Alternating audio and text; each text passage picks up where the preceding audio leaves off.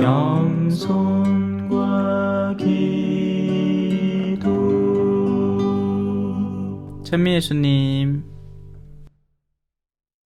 성부와 성자와 성령의 이름으로 아멘. 하늘에 계신 우리 아버지, 아버지의 이름이 거룩히 빛나시며 아버지의 나라가 오시며 아버지의 뜻이 하늘에서와 같이 땅에서도 이루어지소서. 오늘 저희에게 일용할 양식을 주시고 저희에게 잘못한 일을 저희가 용서하오니 저희 죄를 용서하시고 저희를 유혹에 빠지지 않게 하시고 악에서 구하소서. 아멘. 성부와 성자와 성령의 이름으로 아멘. 찬미예수님. 로마서 10장 5절부터입니다. 맞지요? 맛있기라? 뭐 아니면 또 아닌대로 뭐 한 번 더 배우면 되지, 그죠? 자, 시작해 봅시다. 모든 사람을 위한 구원. 자, 우리 계속 율법과 믿음과 은총과 뭐 이런 것들을 가지고 이제 다루고 있습니다. 모세는 율법에서 오는 의로움에 관하여 이렇게 기록하고 있습니다. 그것들을 실천하는 이는 그것들로 살 것이다. 네. 제가 울타리 개념을 설명하면서 율법의 개념과 그 율법 안에 살아가야 한다는 것, 그리고 그 율법 밖으로 벗어나면 남은 것은 죽음을 기다리고 있는 것뿐이라는 것, 그래서 우리가 율법 안에 살아가면서도 필요한 때에는 율법 밖에 있는 이들을 구원하러도 가야 한다는 것, 여러 가지 요소에 대해서 밝혔지만 다 그렇게 할 수 있는 건 아니고 준비된 이들이 그렇게 할 수 있고, 기본은 울타리 안에서 안정적으로 울타리를 건드리지 않고 살아가는 것이 맞습니다. 자꾸 울타리를 건드리면서 살아가면 안 돼요. 율법에서 오는 의로움이라는 건 울타리가 무서워서, 울타리에 걸려서 원래는 나가고 싶은데 나갈 수 없도록 구속되어 있는 상태. 주의를 어기고 싶은데 주의를 어기고 싶어. 주일날 놀러 가고 싶은 기야. 주일날 그냥 내 마음대로 살고 싶어. 근데 천주교 신장께 주의를 어기면 해야 돼? 성사 봐야 돼. 딴 건 어기도 성사를 주고도 안 봐. 이놈아 인간들은. 예? 누군지를 누구라고 얘기는 안 할게요. 여기 있는 분들은 안 할게니까. 여기 있는 분들이야 마음이 내가 어지럽고 내가 남편에 대해서 분노가 들고 이러면 막 쫓아가고 예수님한테 잘못했다고 그렇게 고백할 분들이지. 제가 얘기하는 건 그런 분들만도, 여기 있는 그런 착한 분들 말고 몬테 빠지가 마음이 냉랭하게 벌써 식어갖고 이제 남은 거라고는 율법의 기준밖에 없는 거예요. 내가 주일 어겼나 안 어겼나. 어기마 이제 그게 이제 마음에 걸리는 거지. 근데 그거 아니고는 내가 마음속으로 누구를 증오하거나 미워하거나 원한을 품거나 시기하거나 탐욕을 부리거나 아무 상관없는 거예요. 맨날 첫날 홈쇼핑 보면서 뭐 탐욕에 빠져 사는데 뭐 맨날 첫날 TV 드라마 뭐 엔터테인먼트 보면서 어떤 음식을 더 맛있게 먹어야지 좋은지 이런 거 막 배우고 친구들끼리 만나면 맨날 그 얘기해. 어디 음식이 맛있더리? 니 가봤나? 또 여기 경주는 또 오죽합니까? 맞죠? 곳곳마다 좋은 음식점 하나씩 바퀴가 한 번씩 다 가봐야 되는 기야. 그런 자매들은. 그러니까 내 마음이 바빠. 여도 가봐야 되고 저도 가봐야 돼. 전에 갔던데 다시 한 번 더 가면 큰일 나는 기라. 이거는 완전. 카페도 요 좋은데 경치 좋은데 따로 있고 저 분위기 좋은데 따로 있고 새로 생긴 데 따로 있고 해갖고 한 번씩 다 가봐야 되는 기야. 그런데 그런 자매들은 주일 한 번 빠지마. 이건 완전 죽을 똥 살 똥 이거 막 큰일 났다는 심정이 드는 거예요. 근데 그것도 잠시라. 한 번 빠지고 두 번 빠지고 세 번 빠지고 하면 괜찮네 이러는 거지. 그래서 그것들을 실천하는 이는 그것들로 살 겁니다. 겨우 그냥 숨만 쉬고 사는 거죠. 사람도 사는 종류가 다양하죠. 여러분 장수하고 싶죠? 근데 이렇게 장수하고 싶습니까?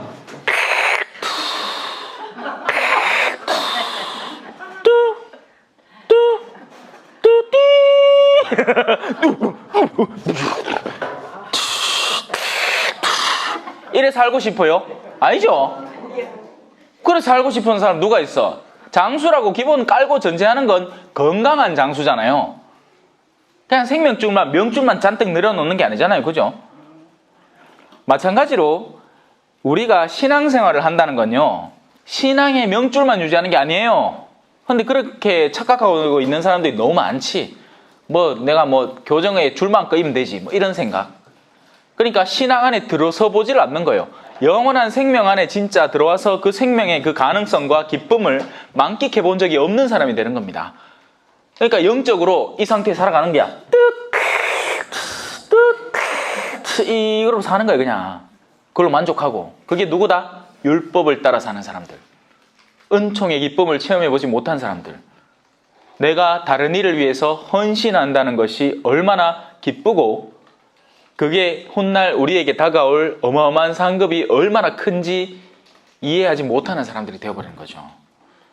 그러니까 맨날 의무적으로 하니까 기뻐 안 기뻐요? 하나도 안 기뻐. 의무적으로 하는 건 하나도 안 기뻐요. 지가 오고 싶어 오면 기뻐. 보고 잡아 오고 사람을 만나고 싶어 만나고 그러면 기뻐. 근데 만나줘야 돼서 만나면 예?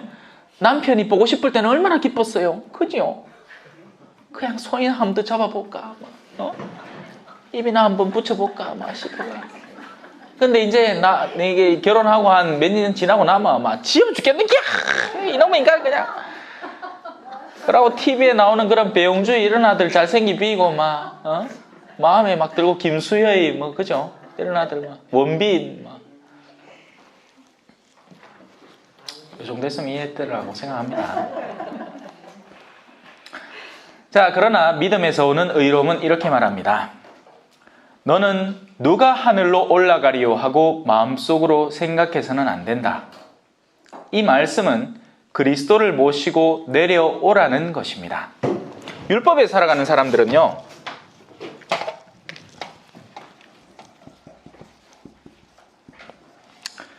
틀을 좋아해요. 틀. 딱 갇혀있고 규정되어 있는 틀. 그래서 이 틀은 이 지상이라는 영역에서 적용되는 틀입니다. 틀. 규격화되어 있고 요건 요렇게 하고 저건 저렇게 해서 여기에는 요렇게 딱 들어맞는 틀이 있고 이런 딱딱하고 고정되어 있는 거죠. 그래서 그 이상을 함부로 상상할 수도 없고 그 이하를 상상할 수도 없어요. 여기에는 이런 것들 있죠. 묵주기도 5단 등급, 묵주기도 10단 등급, 20단 등급, 20단 넘어서면 뭐 30단, 40단 이런 걸 잘 안 치더라고. 기본 100단 가야 됩니다. 이거 이제 등급으로 딱딱 나누어지는 거죠. 그래서 높고 낮음이 확실히 정해져요. 5단 받치는 인간들은 이거는 핫바를 아무나 다 아는 게야. 자랑할 게 없어. 적어도 10단도 잘 없어. 20단 정도는 받치줘야 신비 한 번씩 싹 돌아야 하루에 그 정도는 해야 열심하다 소리 듣지. 또 그거 넘어가면 이제 100단 올라가야 돼. 감 잡히죠? 이런 사람들은 날아다닌다는 것에 대한 개념을 이해를 못해요. 사람이 날아다닐 수 있다는 것. 신앙 안에서 정말 자유롭게 저 하늘을 날아가도 놀라지 말아요 따라따따. 이 개념이 안 잡히는 거예요. 사람이 은총 속에서 만끽하고 날아다닐 수 있다는 것에 대한 개념 없는 거죠. 그래서 이런 얘기를 하는 겁니다. 너는 누가 하늘로 올라가리요 하고 마음속으로 생각해서는 안 된다. 이렇게 신앙생활 하는 게 힘들어가 한 계단 올라가는 게 이렇게 힘든데 여기를 어떻게 체험하느냐는 거죠. 그렇겠죠? 이런 사람은요 신앙생활 하는 거 피곤해요. 근데 억지로 유지하고 있는 거야. 스펙을 쌓아놓으면 그게 유지가 되잖아요. 그거 똑같아. 대학 교수직을 해가지고 자기 자격증 따는 거나 신앙생활 해가지고 자기 레지오 몇 년차 따는 거나 똑같은 개념인 거예요. 그 사람한테는.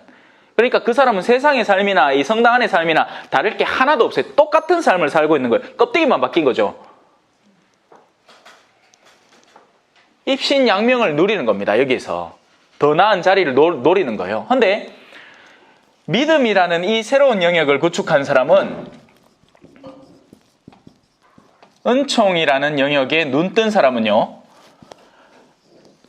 이 틀도 이 틀이 중요하지 않아. 핵심이 중요합니다. 핵심 안으로 다가서는 것.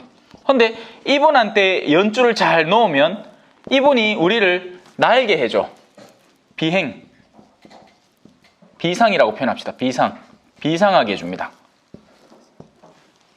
그래 얼마나 좋아. 나는 예수님이 제일 좋아요. 제일 좋아요. 제일 좋아요. 요래 되는 거죠. 얘는 팍팍한 삶이에요. 얘는 사람들끼리 서로 눈치 주고 경계하고 남이 나보다 더 높이 올라갈까 막 시기하고 질투하고 난리 북새통입니다. 그래갖고 뭐 누가 전에는 핫발이었는데 전에 5단 바치던 인간이 어느 날 레지오 모임 와갖고 자기는 늘 20단 바치고 우월감을 느끼고 있었는데 이 5단 바치는 사람이 100단 바치 붙는 기라 큰일 난다. 큰일 나. 이 보통 일이 아닌 거예요. 큰일 난 거예요. 이거는 자기 세계가 무너지는 거죠. 내가 지금까지 구축한 건 여기 있는데 나를 능가하는 인간이 생기쁘는 거야. 그러니까 이 사람은 또 이제 한번 따라잡아 보겠다고 이 100단 이상은 또 200단이잖아요. 그래 막 자기를 막 채찍질 한다. 운전할 때는 운전만 해야 되는데 막 운전대에 걸어 놔놓고는 막 떨린다. 막 이게 기도를 하자는 건지 이게 뭐 감 잡히죠? 그런 사람 있죠? 이따 갈게네. 기도가 즐거워서 하는 게 아니에요. 이기려고 하는 거지. 원래 기도를 하면 기뻐요. 기도를 하면 주님께 다가가는 일이 되고 주님과 대화를 하는 일이 되고 주님의 뜻을 밝히는 일이 돼서 나를 좀 더 안정화시키고 침착하게 만들고 내가 정말 해야 될 일에 신경 쓸 수 있게 도와주기 때문에 정말 참된 기도를 바치는 사람은 기쁘지 아니할 수가 없습니다. 자유롭기 때문이죠. 그런데 율법은 절대 이런 요소를 상상할 수가 없게 돼요. 그 틀 안에 딱 갇혀가지고 그 틀을 벗어나지 않는 걸로 겨우 위안을 삼는 겁니다. 금요일 날 고기를 먹었느냐 안 먹었느냐, 주일을 지켰느냐 안 지켰느냐, 묵주기도 9일기도 54일짜리를 하는데 54일을 다 채웠느냐 안 채웠느냐, 그날 하루 54일 날마다 이 5단 묵주를 한 꾸러미씩 돌려야 되는데 그거를 이 0시에서 24시 사이에 완료했느냐 안 했느냐. 아이고. 성경 쓰기에요. 이 필사하다가 중간에 글씨 하나 틀렸어요. 다벨이 딱 하면서 쓰다가 틀리면 뜬뜬뜨든 지우개로 깨끗이 지워야. 지우개 어디 갔노? 지우개 없다. 지우개로 지우면 되지. 처음부터 너무 진한 잉크로 사랑을 쓴다면. 오늘 와이를 까보겠노 그죠? 제가 오늘 간만에 이거 성동에 오니까 10시인 줄 알았는 기라요. 그래 아침 일찍부터 9시 내가 이제 뭐 어머 늦었다 하면서 막 나서가 들어왔더만 10시 봐야 돼. 도착은 9시 50분에 떡 해가. 자, 그래 요 앞에 차 대놓고 있는데 사무장님이 떠가고 혹시나 외부인인가 싶어 쫓아내려고 톡톡 씩 저 좀 있어도 되지요. 섭섭하더라. 성당이 그 자꾸 쫓아내고 그러면 안 돼. 물론 뭐 사무장님의 사정도 이해는 갑니다. 오만 사람들 다 와가 될 거 아닙니까, 그죠? 예, 시내 중심가에 있으니까. 자, 그래서 너는 누가 하늘로 올라가리요 하고 마음속으로 생각해서는 안 된다. 그 말은 뭐죠? 하느님의 무한성에 대해서 이 율법적 사고에 고착되어 있는 사람은 자신의 합리성을 더 신뢰해버린다는 거예요. 하느님은 나보다 뛰어나신 분이라서 그 가능성이 활짝 열려있는데도 불구하고 우리는 고착화된다는 거죠. 여러분 지금 이 로마서 10장의 내용은요 참 중요한 내용입니다. 여러분 요 앞부분도 그렇고 뒷부분에 복음 전파의 일련의 과정, 복음 전파의 구조도가 이 안에 고스란히 숨어 있어요. 그래서 요 10장은 표시를 딱 해놨다가 나중에 집에 가서 다시 한번 찬찬히 읽어보시면서 얻어낼 게 참 많을 겁니다. 자, 그 말은 그렇게 생각해서는 안 된다. 그 말은 누군가 하늘로 올라갈 수 있다는 얘기고 또 그렇게 올라가신 분을 우리 안으로 모시고 내려와서 그 올라간 체험에 대한 경청을 할 수 있다는 얘기가 되는 거죠. 맞죠? 예. 이 말씀은 그리스도를 모시고 내려오라는 것입니다. 또 말합니다. 누가 지하로 내려가리요 하지 마라. 자, 다시 돌아옵시다. 이 틀의 안에 사는 사람들은요 이 밑에 내려가면 큰일 나. 큰일 나는 거예요. 그래서 내려갈 생각도 잘 못하고 아이고 이보다 높은 게 있겠나? 이보다 높을 수 있겠나? 각장 극도의 고행 상태를 이루는 이 200단 이상을 바치는 사람이 있을 수 있겠나? 그죠? 근데 그 200단을 넘어서면 어떻게 될까요? 하느님과 진솔한 대화가 가능해지는 겁니다. 근데 감을 못 잡는 거지. 왜냐하면 상상할 수가 없는 영역이잖아요. 우리는 기도를 많이 바치는 건 상상할 수가 있어요. 그죠? 돈의 부유함의 정도를 상상할 수 있습니다. 저택을 요만한 쪼매난 집을 살다가 그 다음은 아파트를 살다가 그 다음에는 이제 개인 단독 주택을 사는데 그 단독 주택의 범위가 요만하다가 그 다음 마당이 좀 크다가 아예 그냥 마당 앞에 이제 도로가 쫙 깔린데 이어서 입구에서 이까지 들어가는데 한 10분 걸리는 그런 그 어마어마한 대저택 뭐 하여튼 그런 영역으로 점점 확장되는데 아니 아예 사람이 영적인 하느님의 나라에 지상에서부터 살아갈 수 있다는 개념 자체를 못한다는 거죠. 그런 사람들은. 그래서 그런 사람들은 철두철미하게 뭘 해야 되느냐? 계산하면서 살아갑니다. 계산. 내어줄 수 있는 영역과 내어주지 못하는 영역이 철두철미하게 갈리는 거죠. 그런데 이 은총 안에 살아가는 사람들은 하느님의 집, 하느님의 재산, 우리 아버지의 집에는 너희가 머무를 곳이 많다. 그러니 쫄지 말고 걱정하지 마라. 지상의 걸 설령 다 뺏기더라도 누군가 사악한 사람이 너희에게 다가와서 너희의 몫은 원래 자기 거라고 하면서 우겨대면서 막 다 가져가려고 하더라도 쫄지 말고 만약에 그들이 강압으로 그것을 빼앗고 실행한다 하더라도 쫄지 마라. 왜? 아버지 집에 머물 곳이 많으니까. 걱정 마해서 안 뺏어갈기라. 누가 뺏어갈라고. 근데 진짜 독한 사람 만나면 그래 돼요. 유산 다툼이 들어갔는데 그래서 나는 아버지 집 가지고 이제 유산 다툼을 할 줄 알았지. 알고 보니까 내가 지금 살고 있는 집이 아버지 명의로 돼 있고 아버지 이제 곧 돌아가시고 나면 그게 반으로 또 깔리는데 내 지금 사는 집이 반으로 쪼개질 판이라 갖고 그 반지가 어디 가느냐? 우리 큰오빠한테 갚부는 기라. 근데 그 큰오빠가 아이고 네 살던 집이니까 네 그냥 살아라가 아이고 내놔라. 이게 안 당해봐서 모르는구나. 나는 안 당해봤어요. 근데 저는 간접체험이 많잖아. 실제 일어나고 있는 일들이에요. 어디에서? 신앙인들의 범주 안에서. 이게 외부 사람이라면 저는 오히려 이해를 하겠어. 바깥 사람들은 뭐 어떻게 살든 뭐 착하게 살든 저 알아서 살람. 그런데 신앙을 갖고 있다는 이들이 극하고 다투고 있는 거예요. 신앙을 가졌다는 이들이.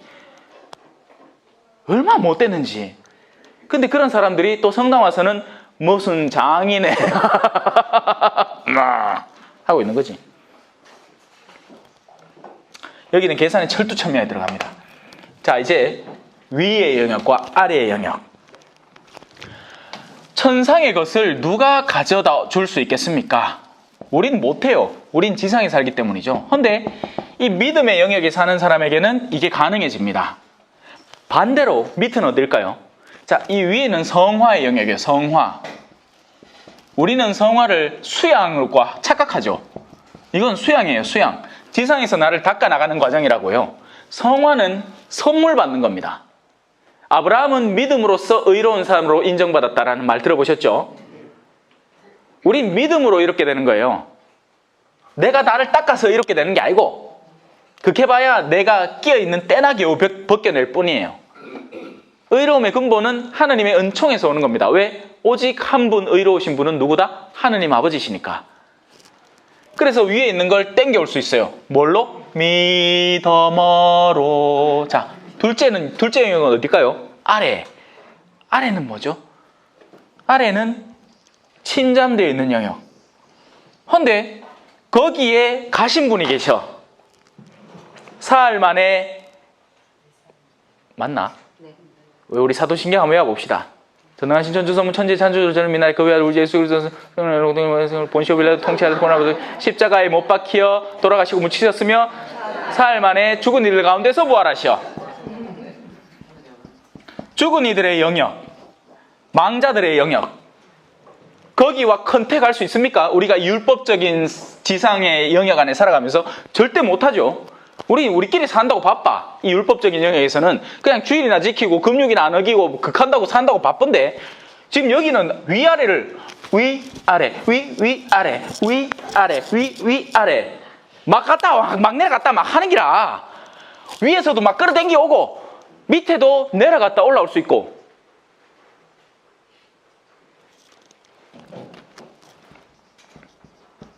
망자, 영혼들, 죽은 이들, 낙태된 이들. 커넥션을 할 수 있다니까요. 물론 그렇다고 해가지고 막 눈깔이 반쯤 흰자에 뜨고 막 왜 이제 왔어? 막 이게 아니고, 그런 동자승 뭐 이런 거 말고, 그건 구라고 가짜고. 그리고 만약에 지상에서 그런 일이 벌어진다면 그건 더러운 영의 활동입니다. 가능성은 있어요. 빙의될 가능성은 존재합니다. 영의 떨림에, 영의 감도에 그렇게 그 안을 지배하는 건 성경에서도 묘사된 내용들이니까. 더러운 영이 사로잡히고 나면 무덤에 살고 꽉 소리 지르고 막 쇠사슬도 끊어쁘고 막 힘도 짱 사고 막 그런 일들이 실제로 오늘날까지도 일어나고 있어요. 근데 한국은 잘 안 일어나. 왠지 아세요? 한국은 어둠의 영이 그렇게 하기도 전에 사람들이 지가 알아서 어둠에 빠져들고 있거든. 아니, 어둠의 영이 활동할 기회를 줘야 될 거 아니야. 내가 전마한테 빠져들어갖고 사람들 앞에 나타나갖고 와 하고 나면 사람들이 어머니 쫄아가지고 또 하다못해 이제 그 두려움이라도 느끼고 뭐 그렇게 하겠지. 뭐가 작동을 돼야 되는데 저거들이 알아서 간다 하있긴 해. 천주교 신자가 알아서 전부로 다니는데 만다고 악령이 일부러 드러나갖고 자기 존재를 드러내고는 나 이거 실존한다 해 사람들이 경계하게 만들고 그걸 떼어낼 수 있도록 노력하게 만들어요. 그럴 필요가 전혀 없는 거예요. 그냥 가만히 놔둬도 뜨겁지도 차갑지도 않게 서서히 메말라가면서 어둠에 빠져버리는데 뭐. 천주교 신자라는 사람들이 제가 아까 얘기한 것처럼 유산 상독 때문에 미친 듯이 싸우고 있는데 그럼 됐지 뭐. 악마 아이고 꼬라이 좋다 이 나라는 내 굳이 건드릴 이유가 없겠다. 그냥 놔두고 지나가는 거예요. 와, 이미 자기의 가르침을 충실히 수용하고 있거든. 자기의 가르침들, 어둠의 요소들이 그 마음 안에 꽉 차 있는 거죠. 그러고 나서 성사 보러 가 있긴 해. 딴 건 하나도 성사 안 보고 주일 미사 빠지십니다 이렇게 하고 끝냈고 하도 황당해갖고 그거 말고 딴 건 없어요. 음심도 한두 번 당해봐 하는 얘기가 아니에요. 쎄삐 딱 하긴 해. 이런 사람들이 특히나 한국교회 안에. 외국은 안 그래요. 외국은 성사를 보러 오면 정말 제대로 보러 옵니다. 그냥 율법적인 체계를 고백하러 오지 않아요. 이건 유교 사회의 특징인가 봐. 어떤 법률 체계와 어떤 율법 체계 안에서 그래서 우리 민족은 유대 민족하고 굉장히 닮아 있는 것 같아요. 역시 똑똑하잖아 우리도. 맞죠? 좀 똑똑합니까? 전쟁 끝난 지 짜들 얼마 됐다고? 1953년도에 끝났잖아요. 이 겨우 50 몇 년 만에 이걸 다 이루어낸 거잖아요. 전 세계 1위 인터넷 속도, IT 기술, 삼성 반도체, 휴대폰, 행정적인 이 안정감, 치안. 좋은 거 쎄삐인데 지금 밖에 비워주고 싶어. 어제 세차했는데. 온도 지지율도 없지, 그죠? 나중에 할걸. 자, 그래서 누가 지하로 내려가리요 하지 마라. 주님은 가능하다는 이야기입니다. 그러면 여러분들이 맺고 풀 수 있는 여지가 더 늘어나겠죠. 이 말씀은 그리스도를 죽은 이들 가운데에서 모시고 올라오라는 것입니다. 의로움은 또 무엇이라고 말합니까? 그 말씀은 너희에게 가까이 있다. 너희 입과 너희 마음에 있다. 자, 이 말씀은 어디 있어요? 멀리 있죠. 이 말씀, 그 말씀은 가까이 있어요. 이 말씀은 멀리 있습니다. 묵주기도 200단 하루에 어떻게 바칩니까? 내 신부 할배라도 못 바치겠다. 나중에 내 은퇴하고 나서 혼자 사는데 아침부터 기도 바치도 200단 못 바칠 것 같아요. 중간에 좀 쉬기도 하고 TV도 보고 웃기도 하고 친구하고 통화도 하고 그래 요새 잘 지냈나 이런 것도 하고 사람들 오면 맞이도 하고 해야 되는데 200단 어느 천년에 바치고 앉았노 내가. 그래서 이 말씀은 멀리 있는 말씀이에요. 우리가 다가서기 힘든 말씀이 되는 거죠. 금방 교회에 들어온 예비자가 묵주기도 5단을 어떻게 바칩니까? 기도할 줄도 모르는데. 멀리 있는 말씀들이 자꾸 우리를 적용시키려고 하니까 우리가 어떻게 돼요? 우리가 모자란 사람이 돼요. 우리가 자꾸 뭔가 부족한 사람이 된다고요. 부족하고 모자라니까 기쁨이 없어져요. 갈수록 신앙생활이 팍팍해지고 재미가 없어지는 거야. 근데 이쪽으로 오면 말씀, 그 말씀이 우리 가운데 생활하고 계시니. 너무 가까이 있어요. 그냥 바로 실행하면 돼. 어떻게 실행하는데? 나는 오늘 성경 강좌 왔어요. 이 성경 강좌 안에서 실행하면 돼요. 여러분들은 이제 집에 가 살림을 합니다. 살림하면서 실행해버리면 돼. 의로움을, 하느님의 은총을 그 순간 내가 수용하고 받아들여서 단 한 번의 설거지를 하면서도 하느님의 의로운 설거지를 하면 되고, 친구와 대화를 나눠요. 그러면 세속적인 이야기들 다 제쳐놓고 나의 본질적인 이야기, 나의 속내, 나의 솔직한 내면의 삶을 함께 나눠볼 수 있어요. 가식적인 이야기 다 때려치우고 드라마 이야기, 정치 이야기 이런 것 좀 놔두고 정말 내가 느끼는 것, 남들이 그렇게 느끼라고 강요한 거 말고, 요즘은 심지어 영화를 봐도 영화 보고 나서 꼭 뒤에 영화 리뷰를 본 다음에 그 리뷰의 생각을 내가 받아들입니다. 내가 보고 느낀 영화가 아닌 거예요. 그러면 그 사람이 보고 느끼고 정돈해 놓은 내용을, 너 그거 아나? 이 영화에는 이런 요소가 숨어 있는데 그거 아무도 몰랐을걸? 지 생각도 아닌기. 지가 발견한 것도 아니라 누가 갖다 적어 놓은 거지. 어? 비가 와서 여러분들 좀 더 업 시키려고. 그 말씀은 너희에게 가까이 있다. 너희 입과 너희 마음에 있다. 그 말의 의미를 잘 이해하세요. 우리가 실행하고자만 하면 할 수 있는 말씀이라는 겁니다. 내가 오늘 하루 선해지고자 한다면, 내가 오늘 하루 친절해지고자 한다면, 내가 누군가에게 축복의 말을 건네고자 한다면 지금 나의 입으로 그걸 실행할 수 있고, 또 나의 보살핌으로, 나의 구체적인 삶의 행위로 누군가의 손을 잡아주고 어깨를 두드려주고 그와 함께 있을 수 있다는 얘기예요. 그게 가능하다는 이야기입니다. 어느 삶에서? 이 의로움의 영역에, 믿음의 영역의 삶에서요. 이것이 우리가 선포하는 믿음의 말씀입니다. 자, 이제 본론으로 들어갑니다. 그대가 예수님은 주님이시라고 입으로 고백하고 하느님께서 예수님을 죽은 이들 가운데에서 일으키셨다고 마음으로 믿으면 구원을 받을 것입니다. 예수님이 주님이시다. 예수님은 이 지상에서 보이는 이 예수님의 실제는 하느님으로부터 기원한 외아들이시다. 누가 하늘에 올라가리요? 근데 거기서 내려온 분이 계시다는 거죠. 우리는 믿음으로 그분을 우리 안에 받아들일 수 있고, 나를 믿는 것은 나를 보는 이는 곧 나의 아버지를 보는 것이다. 그 아버지는 누군데? 하느님.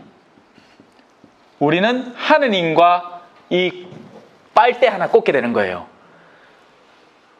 국회의원한테 빨대 하나 꽂으려고 얼마나 알랑방구를 끼쌌습니까? 에이? 또 국회의원은 교회 내에 어떤 권력 있고 힘 있는 사람이 보인다 싶으면 얼마나 찾아와갖고 알랑방구를 끼쌌습니까? 얼마 전에 흥해성당 축성식 한다 카있기네 국회의원들이 쭉 와가 들은 아이고 누가 왔더라? 신자도 아닌기? 얼마 쫓아다니고 합니까? 어이? 그 노력이 참 가상타. 그 노력으로 하느님한테 빨대를 꽂았으면 천국에 가도 10번은 갔을 낀데, 정치인들이 그 사람들의 표를 얻으려고 노력하는 그만큼 우리가 복음을 전하기 위해서 노력을 했더라면 얼마나 많은 영혼들을 구할 수 있었을까요? 여기 영적 국회의원이 있습니다. 외등동 하나라도 더 얻어보려고, 한 표라도 더 얻어보려고, 그렇게 해서 그들의 마음을 예수 그리스도를 통해서 하느님께 갖다 붙이려고 노력해요. 실제로 노력해요. 여러분들이 뭐 봐서 인정을 하건 안 하건 상관없어요. 난 내 갈 길 갈 거예요. 계속.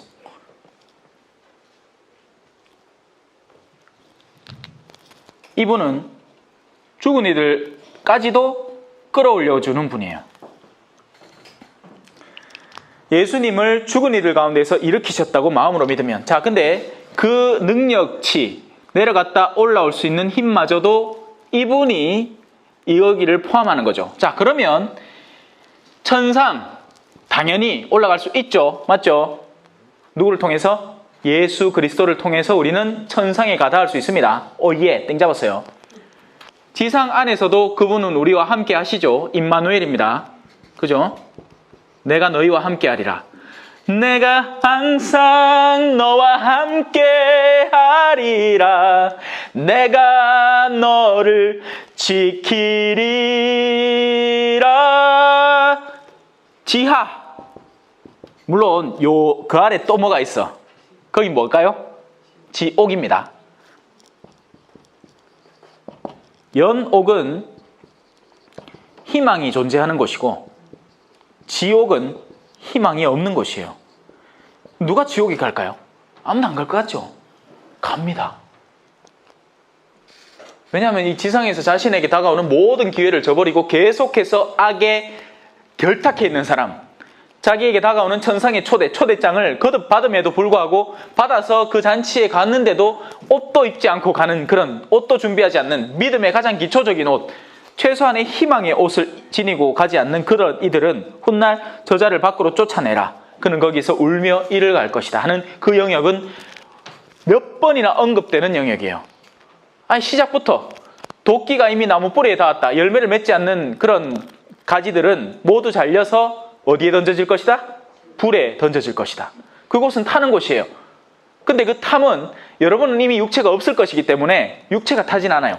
영혼이 타요. 영혼은 언제 타죠? 애 다를 때 탑니다. 맞죠? 그래서 두 가지 불이 존재해.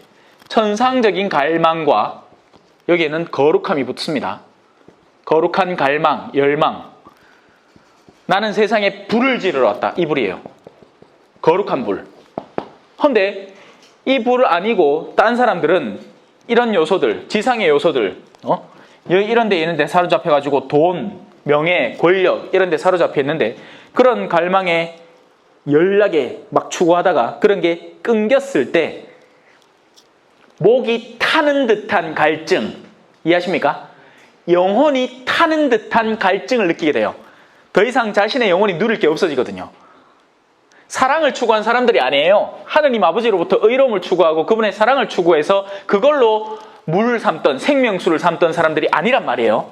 자기는 성당에 다니면서도 사람들의 인정을 받기를 원했고 성당을 다니면서도 성당 안에서의 위치를 찾기를 원했고 성당 안에서 여유 활동을 찾기를 원했던 겁니다. 그러니 그런 것들이 일순간 딱 끊겨버릴 때 그 타는 갈증이 얼마나 극심하겠습니까? 그게 불이에요, 불. 꺼지지 않는 불이 되는 거죠. 그 불은 꺼지질 않아요. 거기에는 고데기가 죽지도 않고 불도 안 꺼지는 거예요. 그게 무서워서라도 반발로 올라와야 너희는 뜨겁든지 차갑든지 해서 그 차가운 사람에 대해서 엄마야 차가워 보이 싫더라 이거지. 그래 온기를 찾게 되는 건데 이 사람들은 서서히 메말라 가니까 지가 어딜 가는지 상관도 없어. 그냥 자기는 열심히 살고 있다고 믿는 거예요. 왜? 성경 쓰기 5번 했거든. 성기순례 110왕국 다 도장 찍었고 갔다 왔다 이거야. 거기다가 뭐 산티아고도 일주일짜리, 15일짜리, 한 달짜리 다 갔다 왔어. 코스로 다 갔다 왔는 거예요. 그래, 자기야말로 지상에서 가장 거룩한 사람이 되어야 마땅한데 하느님 보시기에는 나는 너희를 알지 못한다. 주님, 제가 산티아고 길에서 당신과 같이 걷지 않았습니까? 그 조이 껍데기 맨날 쳐다보매. 어이? 난 너희를 알지 못한다. 이 불의를 일삼는 자들아. 나에게서 물러가라. 그 말씀은 너희에게 가까이 있다. 너희 입과 너희 마음에 있다. 잊지 마세요. 그래서 유대인들은 그걸 실제로 표현하기 위해서 여기다가 갑을 달고 다녔습니다. 성구갑을. 이마에다가 말씀을 넣어가지고 율법의 그 핵심 말씀 온 마음으로 네 하느님을 사랑하고 뭐 쇼마 이스라엘 하면서 막 그걸 돌돌마리로 해가지고 여 갑을 달고 다닌다 하긴 해. 근데 그 의미가 아니죠. 살라는 의미예요. 살라는 말씀을 살라는 의미죠. 여 갑을 달고 다니면서 누가 옆에 지나가다가 그 갑 한번 쓱 건드리는데 미친 듯이 화를 내면 그게 뭔 말씀을 달고 사는 거예요, 그게. 맞죠? 자, 10분 쉽시다. 2교시 들어가겠습니다. 참.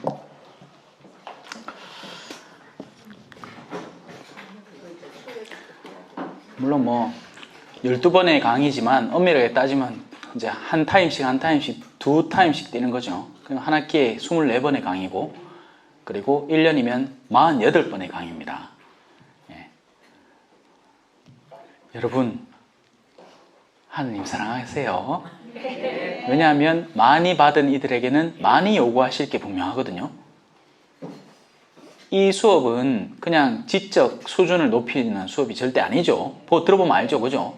딱히 뭐 새로운 사실이나 뭘 가르치는 게 아니에요. 원래 알고 있던 걸 재정립하도록 도와주는 거고, 그러는 목적은 우리의 삶 자체를 주파수를 하느님께 잘 맞춰서 충실하고 성실하게 이끌어가자는 겁니다. 그래서 이 수업의 목적은 삶을 바꾸는 거지, 여러분의 지적 능력을 뛰어넘게 하거나 무슨 수료증 받자는 게 절대 아니에요. 그 받아봐야 아무 소용없습니다. 아무 짝에 소용없어요. 제가 거듭 얘기하지만, 에? 수료증을 받고 안 받고 이런 건 중요한 게 아니에요. 원하면 다 들게. 그냥 내가 하나 써줄게. 에?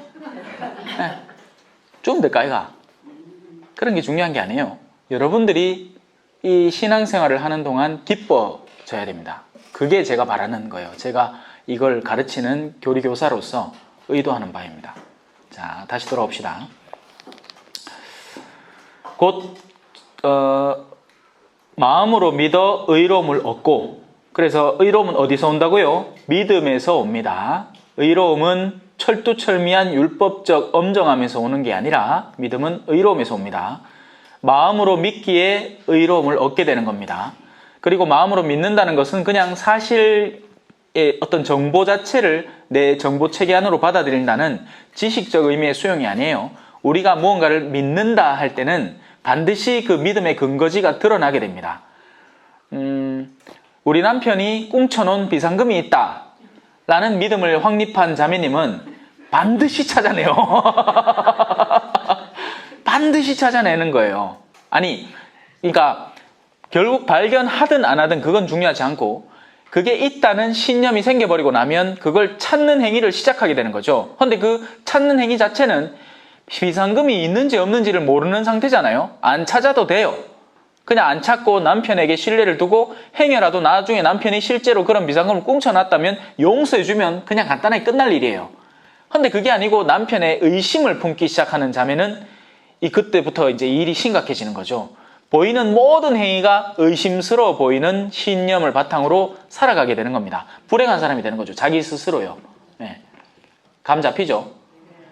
이제 그 믿음을, 우리의 그 내면 안에 실존하는 그 믿음의 영역을 우리가 예수 그리스도에게 두고 하느님에게 두고 그렇게 우리가 진도를 나가기 시작할 때는 우린 바로 그 믿음으로 살아가는 거예요.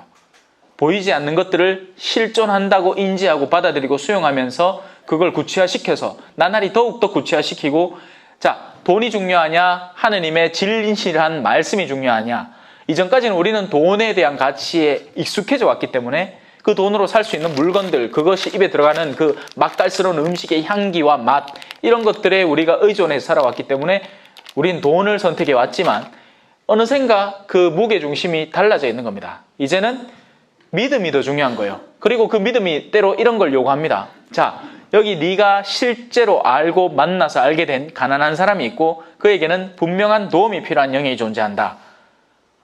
네가 돈을 사랑한다는 건 아는데 과연 그 사람에게 그 영역을 양보해 줄 수 있겠느냐?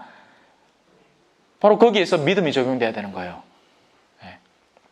그래서 우리가 마음으로 믿는다라는 말에 대한 엄정함을 제가 되새겨주고 싶은 겁니다. 이게 그냥 입으로만 믿습니다, 믿습니다 한다고 되는 게 아니라 실제 그 믿음을 구체적으로 결정하고 거기에 무게감을 두고 살아가는 것을 마음으로 믿는다라고 표현하는 거예요.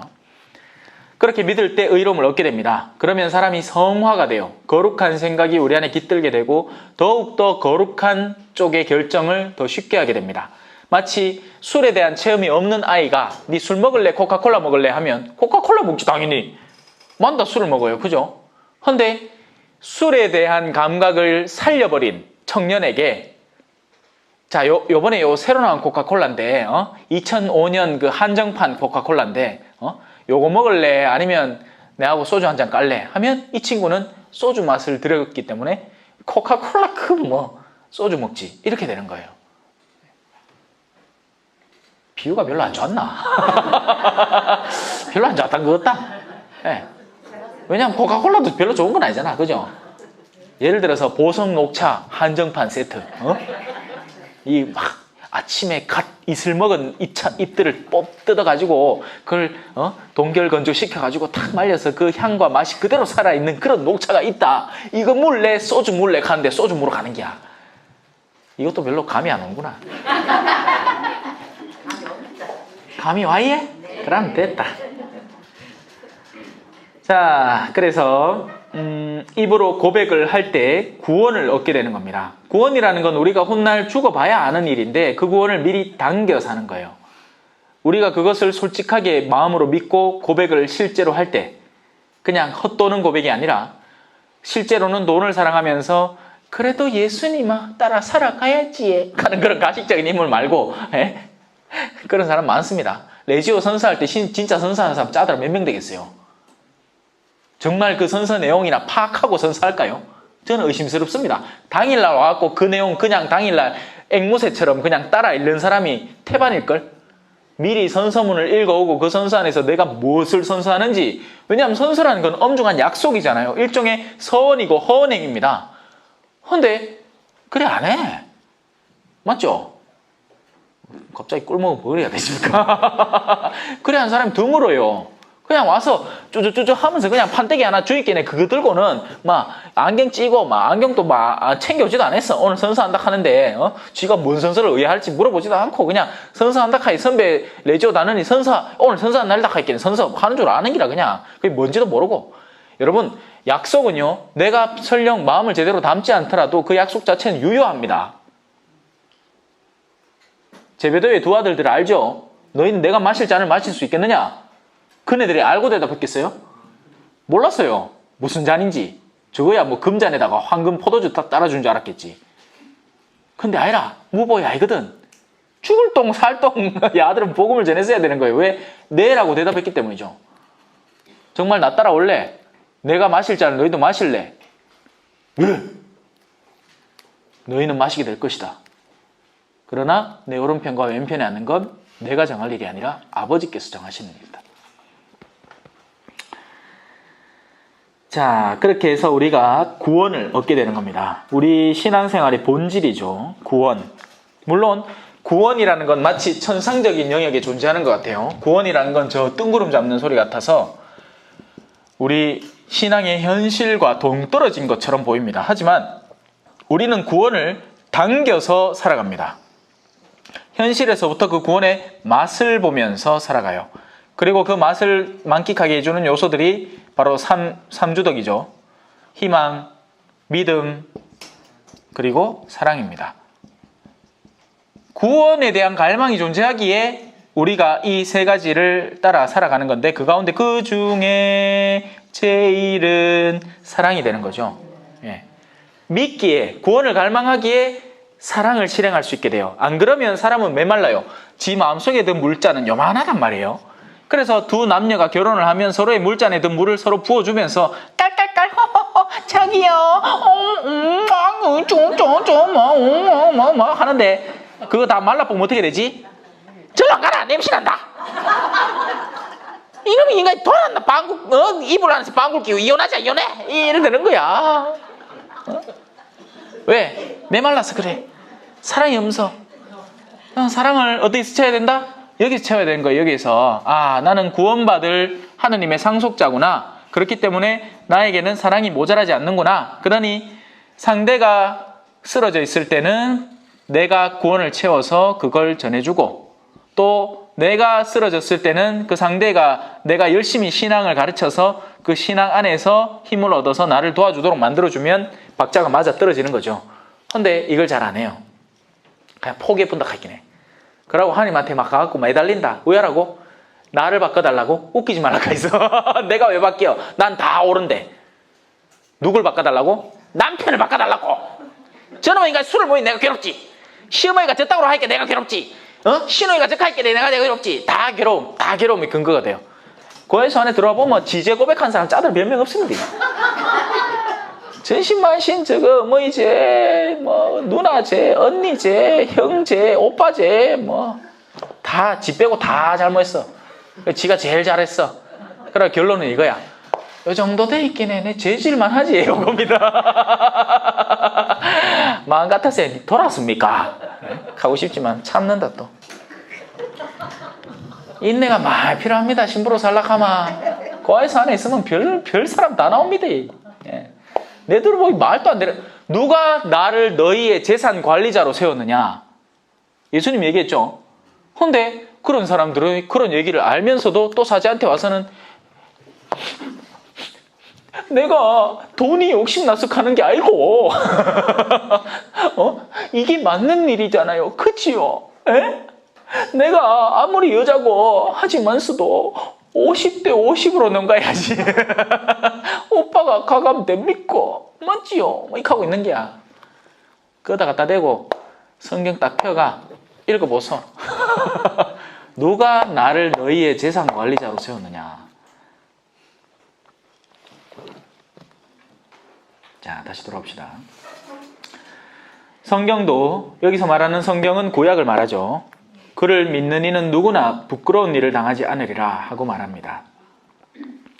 수치, 요거 중요한 개념이에요. 수치. 여러분, 수치. 쪽팔림. 쪽, 얼굴을 말하죠. 얼굴이 막 팔리는 거야. 사람들이 호기심을 갖고 야야야 데레스 자매가 그랬다며 만나 카이킨에 막 사람들 사이에 막 오가고 막 회자되는 겁니다. 왜? 사람들은 이런 걸 좋아하거든. 세크레토, 시크릿, 비밀을 좋아해. 숨겨진 일, 집안의 가정사, 부부 사이의 관계, 이런 건 아주 훌륭한 먹잇감이 되는 겁니다. 이제 그런 것들이 회자되면 쪽팔리지. 수치스러운 거. 그걸 당하기 싫어. 오늘따라 내가 왜 이럴까? 예전에는 안 그랬는데, 그죠?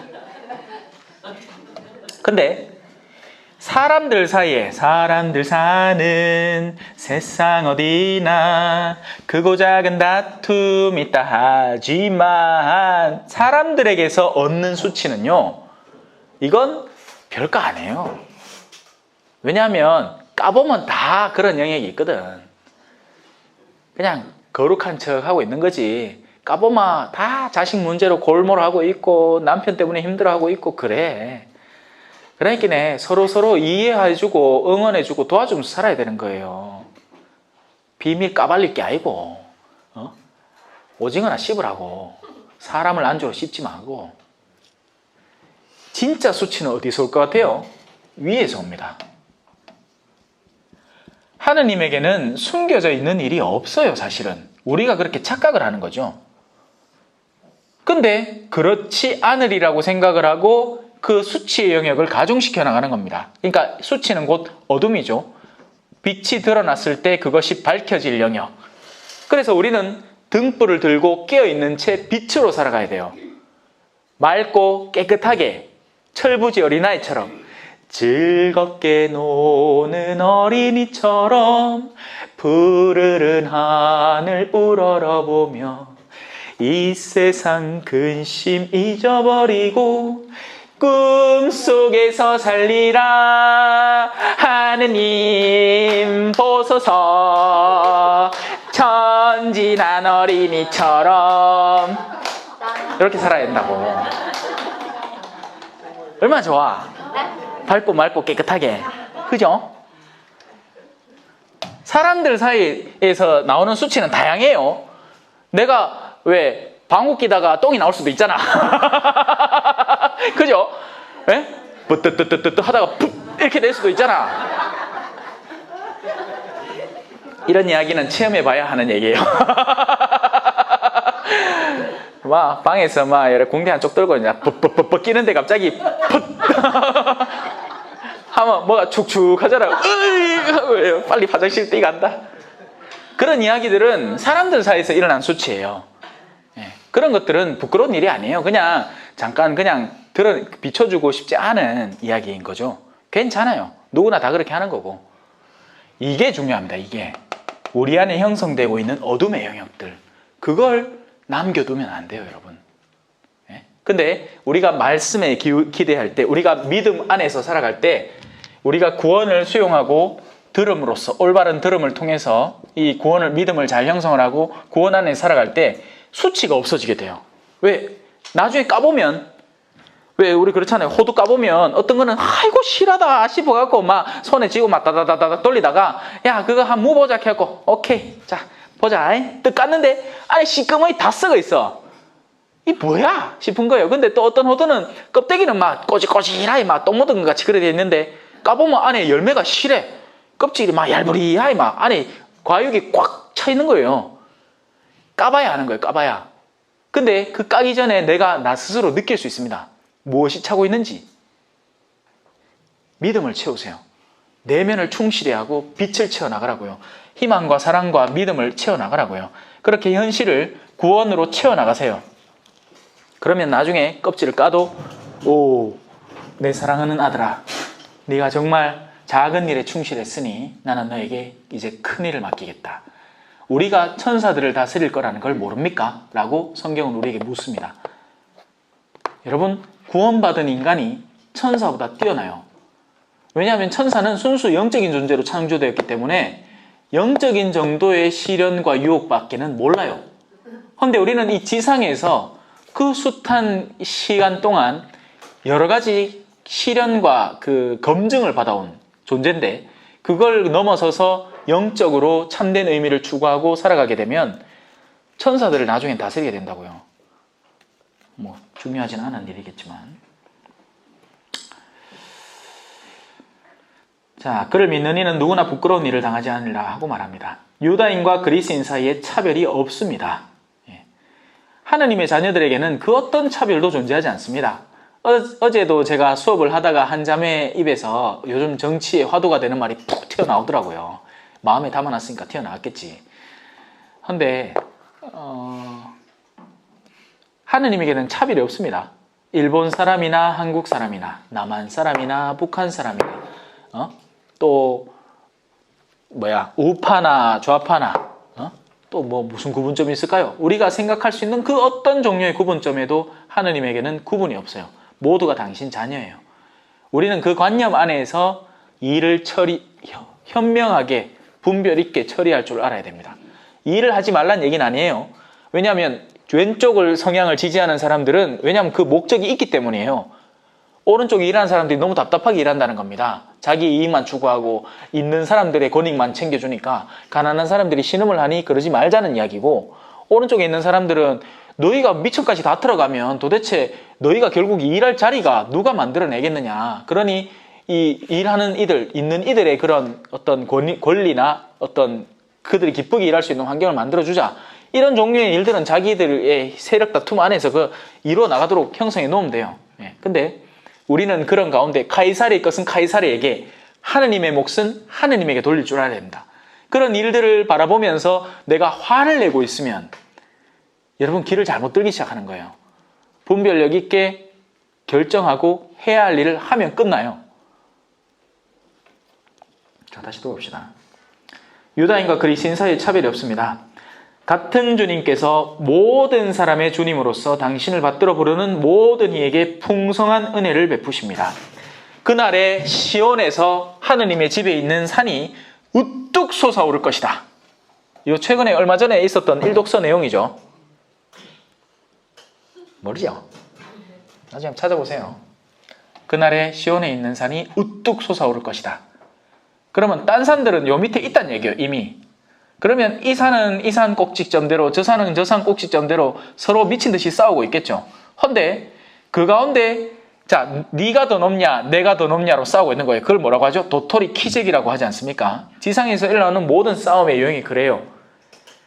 헌데 가장 높은 산은 어디냐? 만약에 우리가 누군가 우리에게 물어온다면 우리가 떠올리는 산 중에 가장 높은 산 뭐겠어요? 모르겠어 나는. 에베레스트인가 히말라야인가 뭐 하여튼 뭐 하나 있을 거잖아요. 그죠? 킬리만자로인가? 응? 킬리만자로의 표범이 갑자기 생각이 나네. 묻지 마라. 왜냐고, 왜 그렇게 사는 거냐고. 제일 높은 산을 딱 꼽으라면 누구나 다 똑같이 같은 기준점을 마련을 하고 그쪽으로 향해 나아갈 수 있을 겁니다. 우리 가장 높은 산을 향해서 가자라고 했을 때요. 신앙인들의 가장 근간에는 바로 이 꼭지점이 있어야 된다고요. 저마다 작은 산의 목적지를 둘 수 있습니다. 하지만 거기 결코 머물러서는 안 돼요. 우리는 마지막 목적지, 그건 바로 이 구원의 산인 거죠. 시온의 산, 하느님의 산, 그분의 성전이 있는 곳, 그리로 나아가야 한다고요. 그래서 마지막 가장 드높은 목적지를 올바로 상정할 필요가 있습니다. 예비자 교육을 시작을 하면 제일 처음에 이제 그 목적지를 정해주는 게 우선이잖아요. 하느님에 대한 소개를 해야 돼. 하느님에 대한 소개를 하려면 지금 사람들이 추구하고 있는 방향성에 대한 이해를 시켜줘야 됩니다. 무엇이 행복인지. 왜냐하면 사람들이 하는 모든 일들의 근간에는 행복해지고 싶잖아요. 그죠? 근데 문제는 이 행복이 진짜 행복이냐는 거지. 내가 돈 많이 벌면 행복하냐는 거예요. 그럼 돈 많이 번 사람은 결코 자살하거나 불행하지 말아야 되겠죠? 근데 어때요? 더 불행해 보면. 응? 땅콩 하나 잘못 쫓디만 비행기를 돌릴 정도로 신경질적이고 괴팍한 사람이 탄생한다고요. 돈이 그렇게나 많은데도. 그거하고 상관없다는 얘기죠. 이런 돈의 꼭지점은 거기에 머무를 만한 자리가 아니라는 겁니다. 예? 그걸 빨리 깨달아야 돼요. 빨리. 그러면 평온하게 살 수 있어요. 누리면서 살 수 있다고요. 자녀가 성지순례를 보내준대. 만약에 내 마음이 낮아져 있어. 내 마음이 이 목적지만 향해 있으면 성지순례 보내줘. 어머야 너무 고맙다. 이렇게 되는 거죠. 근데 만약에 자기 꼭지점이 여기야. 근데 그 자녀가 보내주는 성지순례의 수준은 여기야. 그럼 그 엄마의 마음이 어떻겠어요? 얼마짜리고? 내 벌써 지난번에 예루살렘 갔다 왔는 거니 잊었나? 요번에는 크루즈 데이. 아나? 요래 되는 거지. 못돼 빠지가. 못돼 빠지 딱 했긴 해. 그런 엄마들은 결코 만족시켜줄 수 없는 주머니를 갖고 있는 엄마예요. 거룩한 것은 돼지에게 주지 마세요. 안 주면 돼. 뭘 자꾸 줘? 성질만 더러워지는데. 당뇨병 걸린 아한테 사탕 주면 돼요, 안 돼요? 필요할 때 줘야지. 갑자기 막 손 떨리고 막 당 떨어진다. 하면 그때 입에 넣어줘야지. 맨날 사탕 주면 왜 돼? 죽을 뻔야. 영혼이 죽을 뻔다니까? 물론 여기 있는 분들은 어머니를 챙길 나이가 아니고 이미 어머니의 나이지. 그러니까 여기 서 있지 말고 여기 가라고요. 그러면 여기가 있으면 자녀가 해주는 그 모든 감미로움, 사랑의 표현이 고맙게 느껴지기 시작해요. 그럼 감사할 줄 알게 된다고요. 작년에 20만 원 용돈 주다가 올해 10만 원 줘. 주는 게 고마울 뿐이에요. 야야 너 살림 힘들 건데 이래 계속 챙겨주이. 그게 고맙다. 그러면 나중에 안 썰어버서라도 더 줘. 안 가고 야 작년에 내한테 얼마 줬는지 잊었나? 이거 갖고 내 말한 말이고 내 할매들 가끔 가다 밥도 한 끼 사줘야 되고 이렇게 하기 시작하면 정남이 떨어져가지고 이제 찾아오지도 안 합니다. 그런 와중에 또 뭐라 치매나 떡걸리가 이제 병원에 있으면 막 진짜 아무도 안 찾아온다.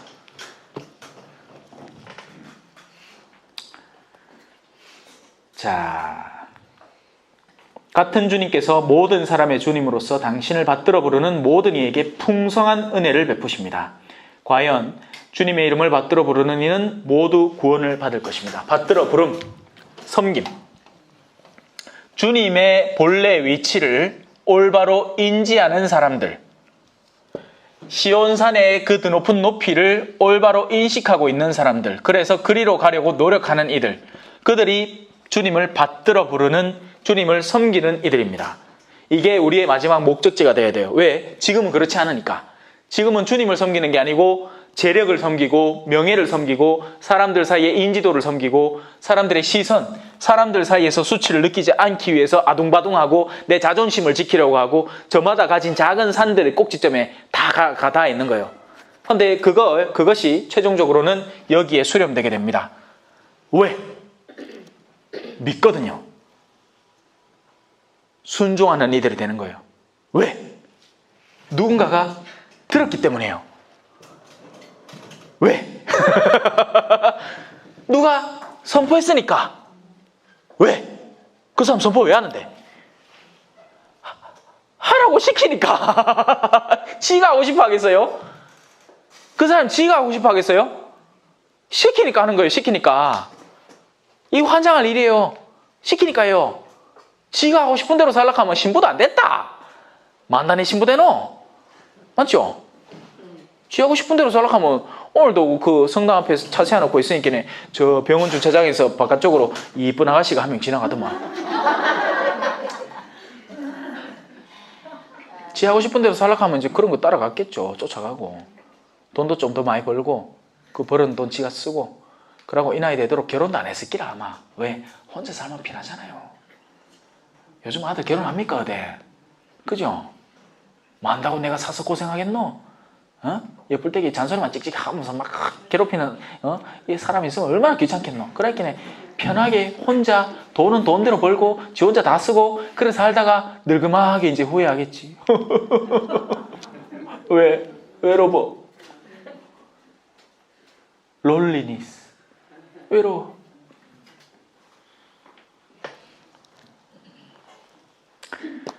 자, 이제 나가봅시다. 자기가 믿지 않는 분을 어떻게 받들어 부를 수 있겠습니까?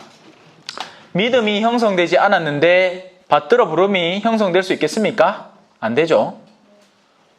또 그 다음, 자기가 들은 적이 없는 분을 어떻게 믿을 수 있겠습니까?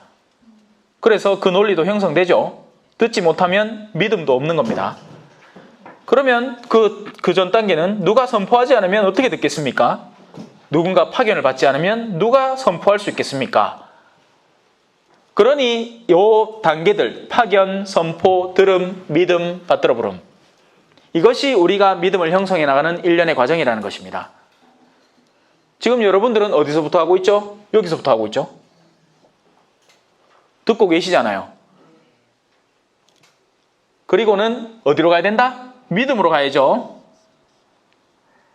어리석게도 그런 줄 알고 있었죠.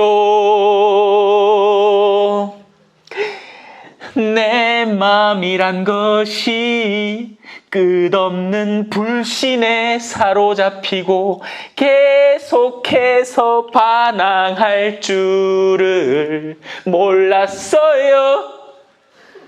계속 반항하는 거야. 그래도 돈이 좋지 이렇게 하면서 혼자 궁시렁궁시렁 대면서 저 신부님이 세상 몰라 그래. 에? 세상 안에 살아봐야 돈 좋은 줄 알지. 저 순진에 빠져갖고 모른다 했긴 해. 에? 자, 이제 쭉 읽을게요. 자기가 믿지 않는 분을 어떻게 받들어 부를 수 있겠습니까? 자기가 들은 적이 없는 분을 어떻게 믿을 수 있겠습니까? 선포하는 사람이 없으면 어떻게 들을 수 있겠습니까? 파견되지 않았으면 어떻게 선포할 수 있겠습니까? 여기까지입니다. 여기 줄 쭉쭉 꺼놓으세요. 그냥 네모칸으로 딱. 믿음이 어떻게 형성되는가? 구원에 어떻게 가닿는가? 하느님에 대한 그런 사랑이 어떻게 형성되는가? 뭐 제목이야 뭐라도 붙여 좋으니까 요거 딱 체크해 놓고 요 절차 안에서 살아가도록 노력하세요. 자, 이제 진도 나갑니다. 이는 성경에 기록된 그대로입니다. 기쁜 소식을 전하는 이들의 발이 얼마나 아름다운가. 기쁜 소식을 전하러 가는 이들의 발, 그들의 그 구체적인 활동상, 움직임, 그들의 활동. 그래서 훗날에 요한묵시록에 보면요, 제일 처음에 이 그리스도의 모습이 나오는데, 그리스도, 사람의 아들 같은 모습이 나오는데, 심지어는 그분의 발마저도 정련된 노새처럼, 그러니까 우리 포항제철 저기 있잖아요. 거기 가면 왜 가끔씩 TV 화면에 막 나오잖아요. 태극기 나오면서 대한 사람 막 이런 거 나올 때 막 포항제철의 모습, 우리나라의 그런 강력한 모습 막 보여주면서 쇠가 벌겋게 달아오르가지고 빛을 막 내는, 그게 그분의 발의 모습인 거예요. 왜냐하면 그분의 지체 가운데 어디 하나 소중한 영역이 없는데, 우리는 위가 소중한 줄 알죠. 그죠? 위에 지체들이 눈으로 보고 귀로 듣고 입으로 말하니까. 근데 그 가운데에서도 또 특별히 더 소중한 부분이 발인 거예요. 발. 가장 아래에서 구체적인 말씀을 실행하고 있는 파트. 그게 누구겠어요? 여러분, 내가 만약 외로울 때면 누가 나를 위로해 주제? 여러분, 사제는요 신자들과 맞붙어서 활동을 해요. 근데 여러분은 누구와 맞붙어 살고 있어요? 세상 사람들이에요. 여러분이 발이라고요. 정련된 발이 되어야 돼요. 믿음으로 정련되어서 들음을 통해서 내 안에 믿음을 구축하고 그로 인해서 순종하고 하느님을 받들어 부르는 사람으로 거듭나서 사람들에게 복음을 전하러 다니는 사람. 그렇다고 해서 뭐 예비자 교리반 끌어오라는 얘기가 아니에요.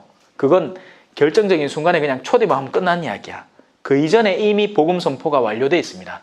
여러분의 삶을 지켜봐온 사람들을 시선 안에서 어머야 저 사람 참 곱다 착하다.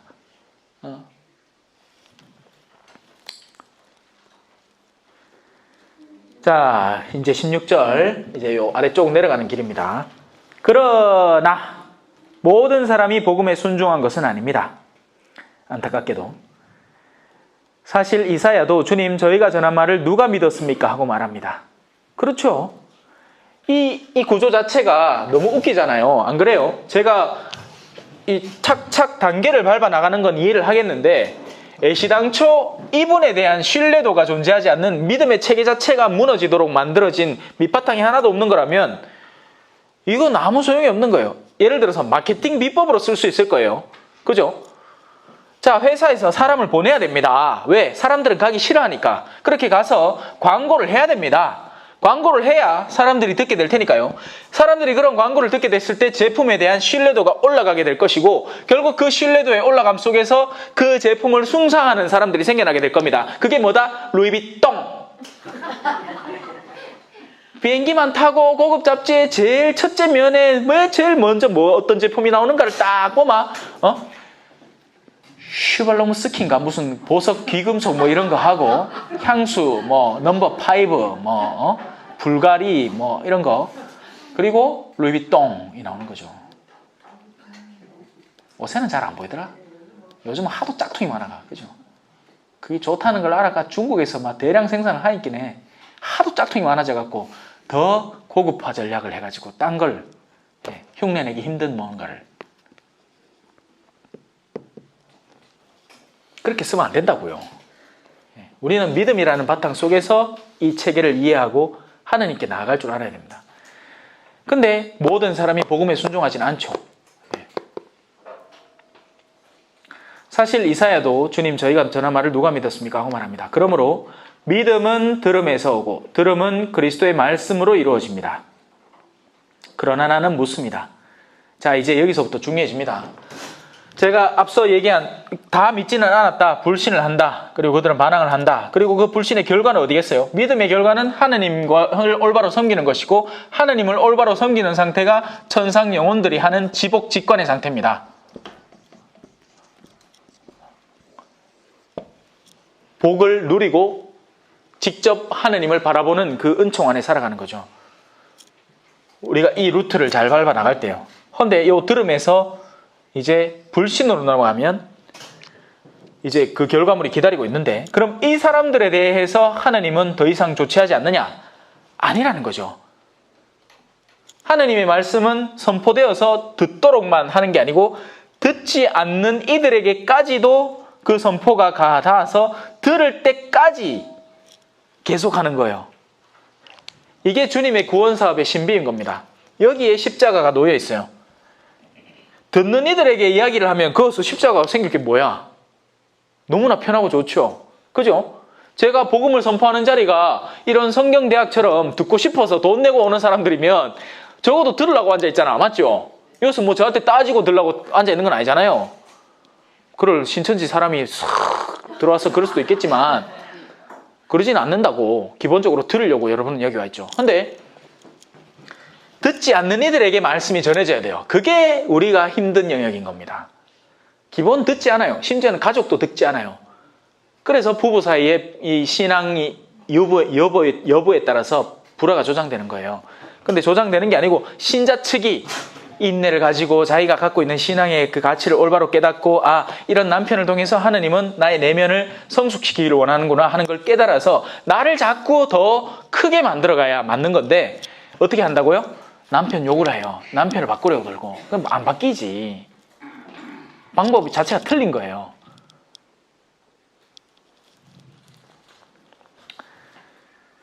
자, 그러나 나는 묻습니다. 그들이 들은 적이 없다는 말입니까? 물론 들었습니다. 그들의 소리는 온 땅으로, 그들의 말은 누리 끝까지 퍼져나갔다. 암흑의 어둠 속 어딘지 모를 회상하기 어려운 깊은 그곳에 실빛 같은 빗줄기를 뚫고 내려오는 소리 들었네.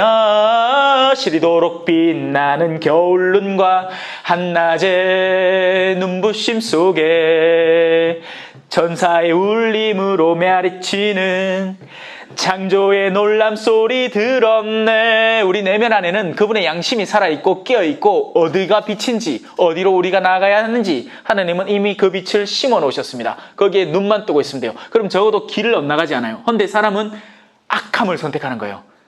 악함을 선택해서 누구를 증오하는 걸 선택하고 시기하는 걸 선택하고 분노하는 걸 선택하고 자기 자식을 자기의 자궁 속에서 죽여버리는 것을 자기의 의지로 선택을 하는 겁니다. 그 모든 일련의 사건들이 그런 일련의 사건들이 일어나고 있는 거죠. 그럼에도 불구하고 하나님은 또 그런 어둠의 영역까지도 파고들어서 말씀을 전파시키는 거예요. 나는 또 묻습니다. 이스라엘 백성이 그것을 모르고 있었다는 것입니까? 우선 모세가 말합니다. 나는 민족도 아닌 무리가 너희를 시기하게 하고 어리석은 민족에게 너희가 분노하게 하리라. 이사야는 심지어 이렇게까지 말합니다. 나를 찾지도 않는 자들을 내가 만나주었고, 하나님의 이 적극성, 하나님의 사랑의 그 진취성, 밀고 나아감에 대해서 이해하세요. 나는 나를 찾지도 않는 자들을 내가 만나주었고 나에 관하여 묻지도 않는 자들에게 나를 드러내 보였다. 그러나 이스라엘에 관하여서는 이렇게 말합니다.